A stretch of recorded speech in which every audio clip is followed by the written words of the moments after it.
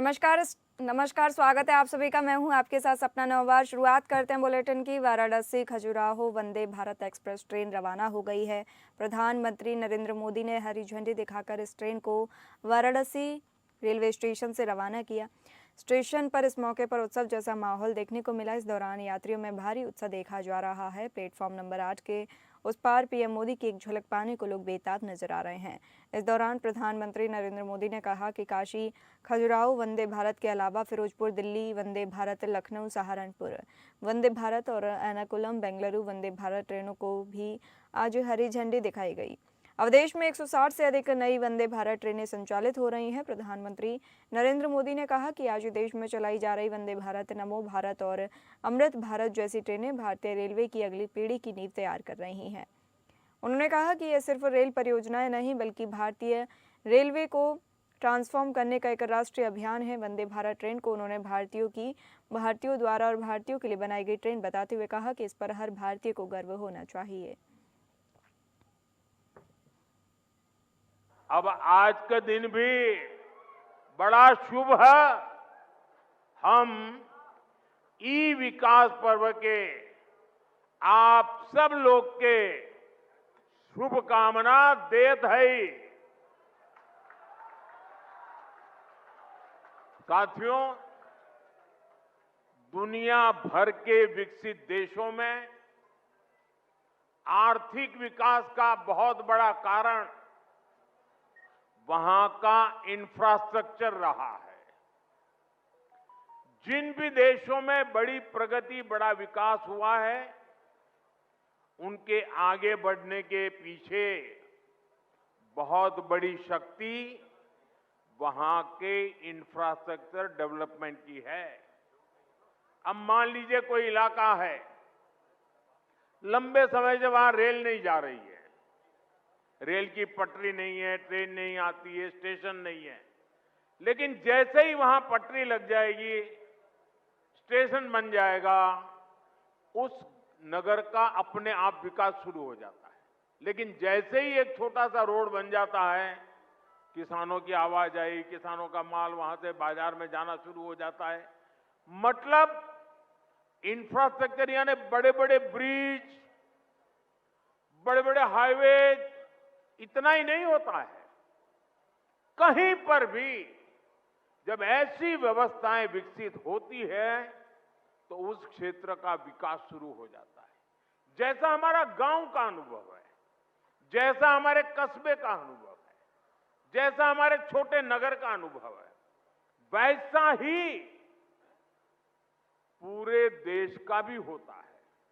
कितने एयरपोर्ट बने, कितनी वंदे भारत ट्रेनें चल रही हैं, दुनिया के कितने देशों से हवाई जहाज आते हैं, ये सारी बातें विकास के साथ जुड़ चुकी है।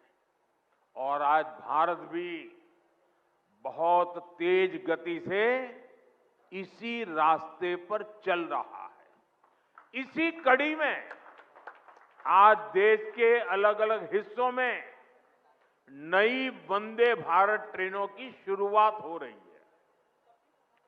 काशी से खजुराहो वंदे भारत के अलावा फिरोजपुर दिल्ली वंदे भारत, लखनऊ सहारनपुर वंदे भारत और एर्नाकुलम बेंगलुरु वंदे भारत, इसको भी हरी झंडी दिखाई गई है।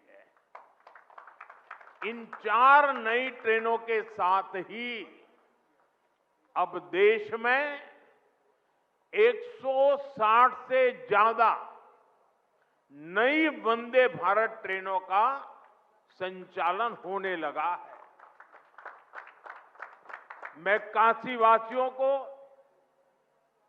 सभी देशवासियों को इन ट्रेनों की बहुत बहुत बधाई देता हूं। आज वंदे भारत, नमो भारत और अमृत भारत जैसी ट्रेनें भारतीय रेलवे की अगली पीढ़ी की नींव तैयार कर रही है। ये भारतीय रेलवे को ट्रांसफॉर्म करने का एक पूरा अभियान है।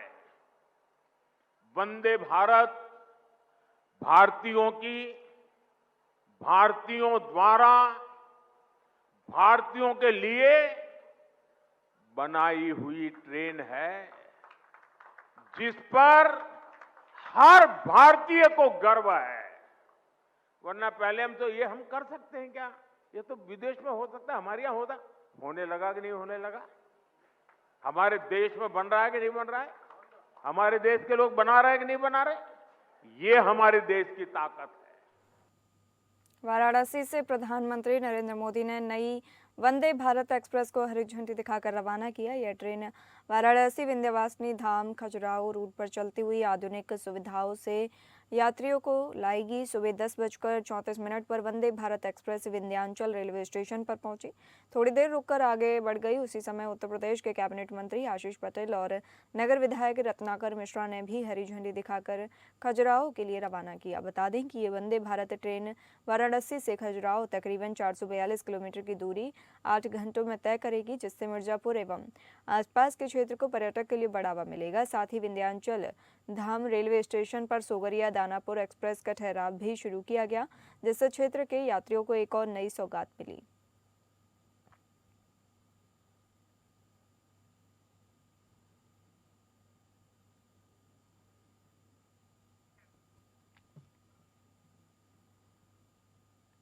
बाराबंकी में मुख्यमंत्री योगी आदित्यनाथ के आगामी 11 नवंबर को होने वाले दौरे को लेकर जिले में प्रशासनिक हलचल तेज हो गई है। मुख्यमंत्री यहां लौह पुरुष सरदार वल्लभ भाई पटेल की 150वीं जयंती के अवसर पर आयोजित राष्ट्रीय एकता यात्रा समारोह में शामिल होंगे। अयोध्या मंडल के मंडलायुक्त राजेश कुमार और पुलिस महानिरीक्षक प्रवीण कुमार ने कार्यक्रम की तैयारियों का जायजा लिया।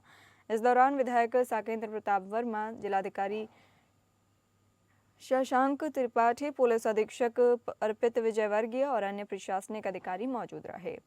निरीक्षण के दौरान अधिकारियों ने फतेहपुर क्षेत्र के झांसापुरवा गांव स्थित सेठ आनंदराम जयपुरिया स्कूल के पास बनने वाले मुख्य मंच और पंडाल का बारीकी से निरीक्षण किया।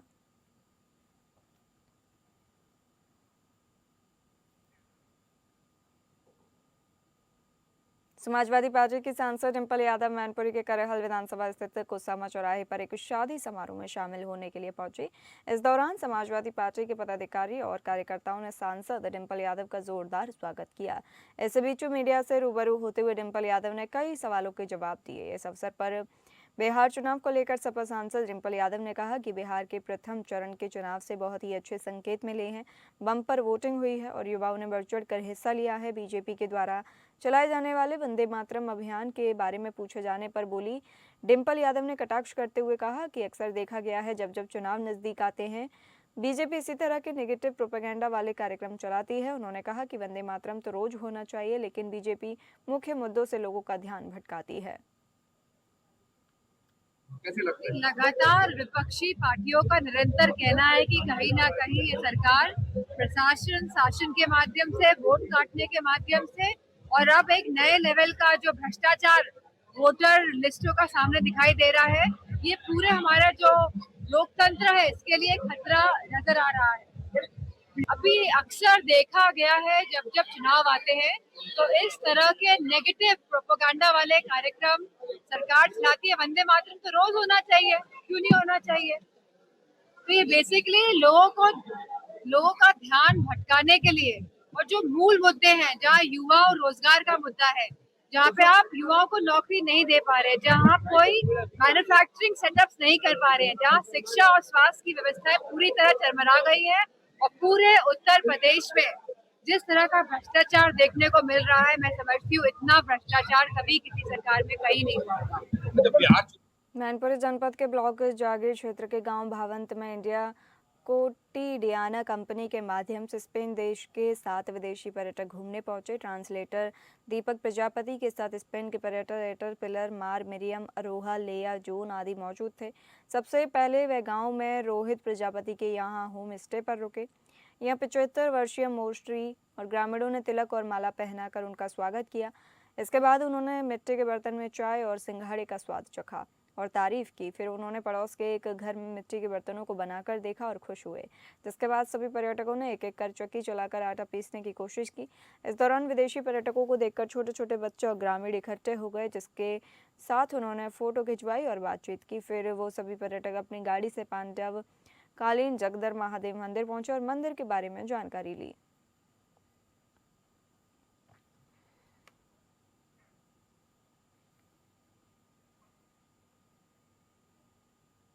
खबर पीलीभीत से है, जहां जिला खरीद अधिकारी ने एसडीएम ने धान मंडी में धान खरीद केंद्रों का निरीक्षण किया। किसानों की धान तौलदा होने की शिकायत पर संबंधित केंद्रों पर पहुंचकर किसानों के धान की खरीद के निर्देश दिए। एसडीएम ने धान खरीद की औपचारिकता अपने सामने पूरी कराई। राइस मिलों के समृद्ध न होने और उठान की समस्या पर एसडीएम न्यायिक हेमंत कुमार चौधरी को डिप्टी आरएमओ और अन्य अफसरों के साथ धान का स्टॉक संरक्षित कराने के निर्देश दिए। निरीक्षण में बिचौलियों के धान खरीद पर हावी न होने देने, वास्तविक किसानों का नियमानुसार धान खरीद करने के निर्देश दिए।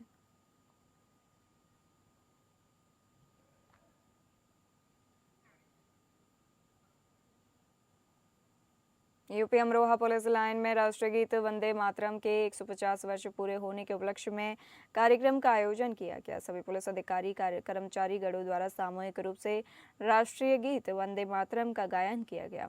प्रधानमंत्री का लाइव संबोधन देखा और सुना गया। बताते चले कि कार्यक्रम के दौरान पुलिस अधीक्षक अमरोहा अमित कुमार आनंद ने पुलिस लाइन में उपस्थित पुलिसकर्मियों को राष्ट्रीय गीत वंदे मातरम के ऐतिहासिक महत्व और इसकी रचना की पृष्ठभूमि एवं इससे जुड़ी देशभक्ति की भावना के बारे में अवगत कराया। उन्होंने कहा कि ये गीत देश की एकता, अखंडता और स्वाभिमान का प्रतीक है, जिसने आज़ादी के आंदोलन में अपार प्रेरणा दी थी। कार्यक्रम के उपरांत पुलिस लाइन में उपस्थित सभी अधिकारियों एवं कर्मचारियों ने प्रधानमंत्री का लाइव संबोधन देखा।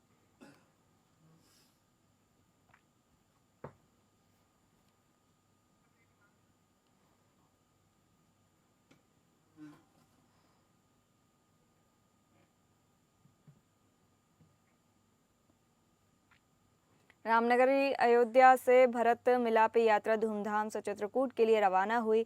इस यात्रा का उद्देश्य भगवान राम के आदर्शों को जन जन तक पहुंचाना है। दरअसल पारंपरिक 50 वर्षों से राम मंदिर ट्रस्ट के अध्यक्ष नृत्य गोपाल दास के मंदिर मणि रामदास छावनी से निकली इस यात्रा में सैकड़ों साधु संत और स्वरूप शामिल हैं। यात्रा का नेतृत्व महंत कमल नयन दास कर रहे हैं, जो नृत्य गोपाल दास के उत्तराधिकारी हैं। महंत कमल नयन दास ने बताया कि यह यात्रा देश की विषमता की स्थिति को देखते हुए निकाली जा रही है, ताकि राम जी के आदर्शों को जन जन तक पहुंचाया जा सके। उन्होंने कहा कि यात्रा का मुख्य उद्देश्य भाई से भाई के प्रेम की संदेश वाहक बनना, परिवार, समाज और देश के संगठित होने के साथ सभी के सुखी रहने का मूल मंत्र देना है। एक ही लक्ष्य है, महापुरुषों के संदेश को, महापुरुषों के आदर्श को जन जन तक पहुंचाना है। समाज में समता और समरसता लाना है। भगवान श्री राम जी के आदर्श चरित्र को सबके पास तक पहुंचाना है। भाई से कैसा प्रेम होना चाहिए, पिता के साथ कैसा प्रेम होना चाहिए। समाज संगठित होगा, परिवार संगठित होगा, देश संगठित होगा, सब सुखी रहेंगे, देश अखंड होगा।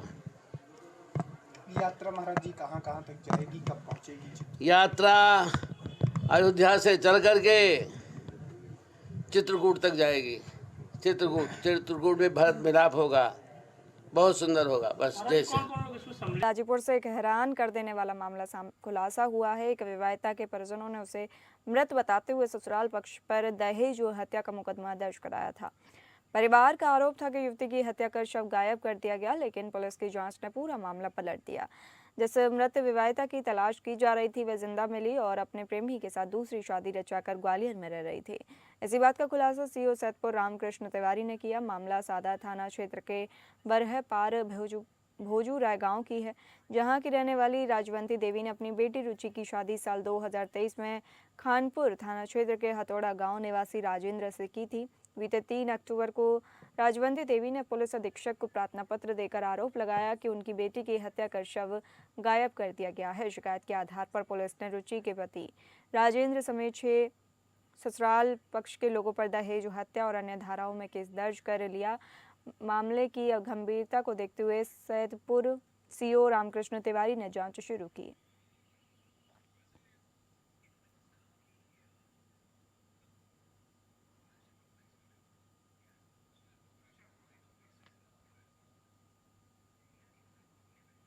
हरदोई में एक युवक को कोबरा सांप ने डस लिया तो उसने गुस्से में आकर उसी सांप को पकड़ लिया और उसका फन अपने दांतों से चबा डाला। ऐसे घटना में युवक की जान तो बच गई लेकिन कोबरा की मौत हो गई। युवक का नाम पुनीत बताया जा रहा है। घटना के बाद पुनीत के पैर में दर्द हुआ और हल्का चक्कर आने लगा। परिजनों को जानकारी होने पर उसे तुरंत हरदोई मेडिकल कॉलेज ले जाया गया, जहाँ डॉक्टरों ने प्राथमिक उपचार के बाद उसे भर्ती कर लिया।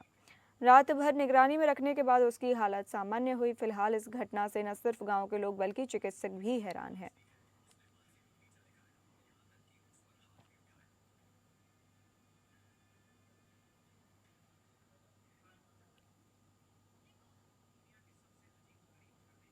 गाजीपुर में वाराणसी जा रही एक यात्रियों से भरी प्राइवेट बस अचानक हादसे का शिकार हो गई। बस अचानक अनियंत्रित होकर सड़क किनारे खाली पड़े जर्जर मकान में जा गिरी।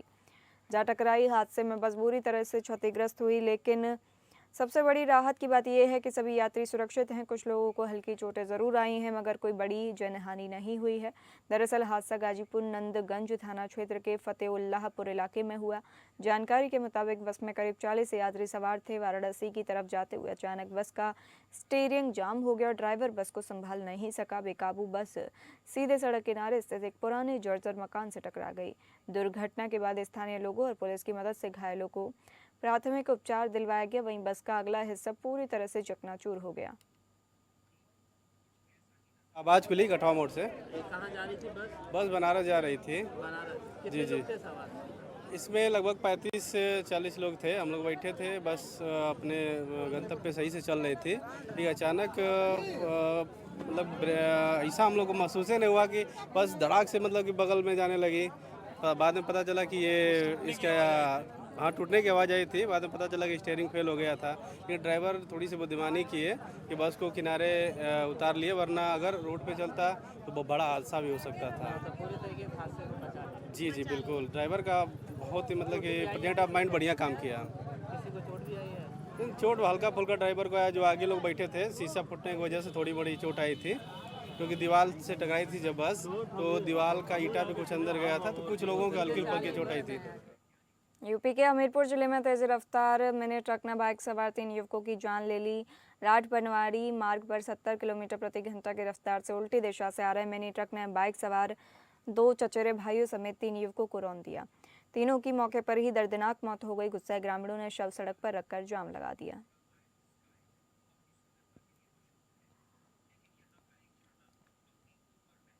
महाराजगंज के कोटेभार थाना क्षेत्र के परसिया गांव में एक महिला की इलाज के दौरान मौत हो गई और मौत हो जाने से हंगामा मच गया। परसिया निवासी अनिल पत्नी पब्लिक को स्वास्थ्य संबंधी समस्या होने पर उसके परिजन उसे सिसवा नगर पालिका परिषद क्षेत्र स्थित एक निजी हॉस्पिटल लेकर पहुंचे थे। बताया जा रहा है कि उपचार के दौरान अचानक उसकी हालत बिगड़ गई और कुछ ही देर बाद डॉक्टरों ने उसे मृत घोषित कर दिया।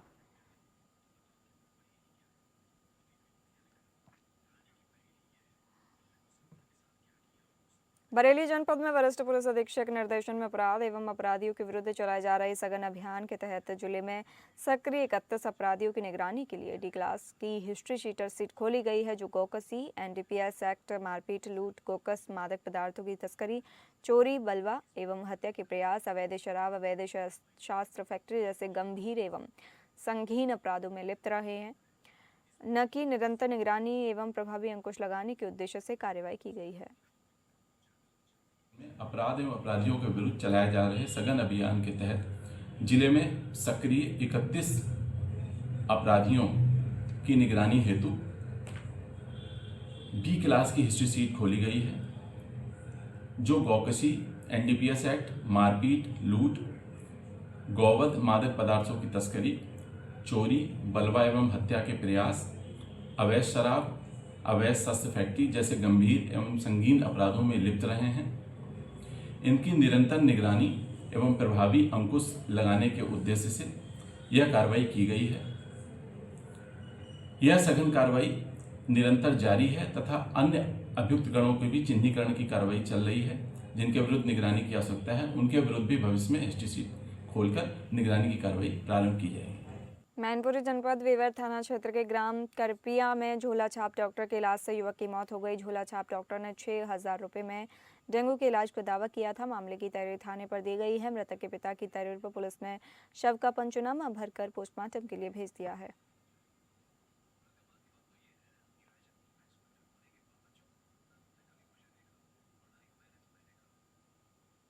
मथुरा के थाना कोसीकला पुलिस और शातिर को तस्कर के बीच मुठभेड़ हो गई। मुठभेड़ के दौरान 25,000 रुपए के इनामिया बदमाश सिराज घायल हो गया। बदमाश के दोनों पैरों में घुटने के नीचे गोली लग गई। पुलिस ने घायल अवस्था में बदमाश को गिरफ्तार कर लिया।